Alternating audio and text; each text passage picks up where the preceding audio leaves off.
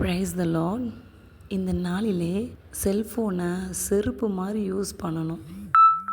அப்போ தான் நம்ம எந்த பாவத்திலையும் விழாமல் பாதுகாக்கப்படுவோம்.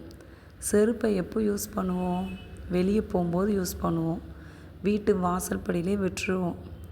செல்ஃபோனை நீங்கள் அப்படி வீட்டுக்கு வெளியே வைக்க முடியாது. வீட்டுக்குள்ளேயே உங்களை விட்டு தூரமாக வைக்கலாம்.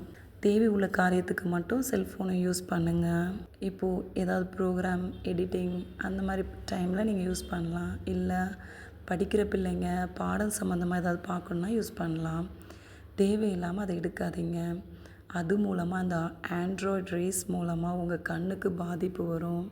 உங்கள் உடம்புக்குமே கெடுதி. ஸ்கூல் படிக்கிற பிள்ளைங்க, சிறு பிள்ளைங்கள்லாம் நிறைய பிள்ளைங்க யூஸ் பண்ணி அவங்க மென்டலாகவே அவங்களுக்கு நிறைய ப்ராப்ளம்ஸ் வந்திருக்கு. அப்புறம் அந்த கேம் விளையாடி அந்த விரல்கள் அதே மாதிரி தான் ஸ்க்ரால் பண்ணுற மாதிரி அந்த மாதிரிலாம் நிறைய பிரச்சனைகளோட ஹாஸ்பிட்டலில் நிறைய பிள்ளைங்க இருக்காங்க.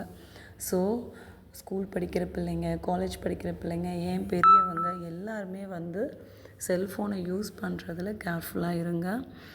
ஏசப்பாவுக்குமே ரொம்ப பிடிக்காது. ஏசப்பாவுக்கு என்ன பிடிக்கும்னா, எப்போவுமே நீங்கள் பைபிள் படிக்கிறது பிடிக்கும், ஏசப்பாவை நோக்கி ஜெபிக்கிறது பிடிக்கும், ஏசப்பாவை துதித்து பாடுவது பிடிக்கும்.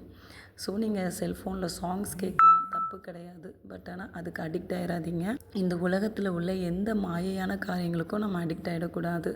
நம்ம பரலோகத்துக்காய் தேர்ந்தெடுக்கப்பட்டவர்கள். ஸோ பரலோக ராஜ்யத்துக்கு போகணும். நம்ம அதுக்குரிய காரியங்களை தான் நாம் சிந்திக்கணும். செல்ஃபோனை சில ஆண்கள் இல்லை சில பெண்கள் கூட நம்ம சொல்லலாம் நெஞ்சிலே வச்சுக்கிறாங்க. சரியா? சில ஆண்களுக்கு அது ஒய்ஃப் மாதிரி, சில பெண்களுக்கு அது ஹஸ்பண்ட் மாதிரி. இப்போ தூரத்தில் இருக்காங்கன்னா பரவாயில்ல, நீங்கள் அதில் பேசிகிட்ருக்கலாம். உங்கள் ஹஸ்பண்ட் ஒய்ஃப் பக்கத்தில் இருக்கும்போது நீங்கள் அதை யூஸ் பண்ண தேவையில்லை. பிசாசு நம்மளை கெச்சிக்கிற சிங்கம் போல் எப்படி விழுங்கலாம் என்று அவன் வகை சுற்றி திரிகிறான்.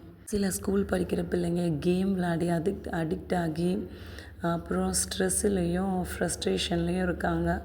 ஸோ இந்த மாதிரி கேமும் விளையாடாதீங்க. செல்ஃபோனை நல்ல காரியங்களுக்கு மட்டும் பயன்படுத்துங்க. நம்ம கேர்ஃபுல்லாக இருப்போம். கர்த்தர் உங்களை ஆசீர்வதிப்பாராக.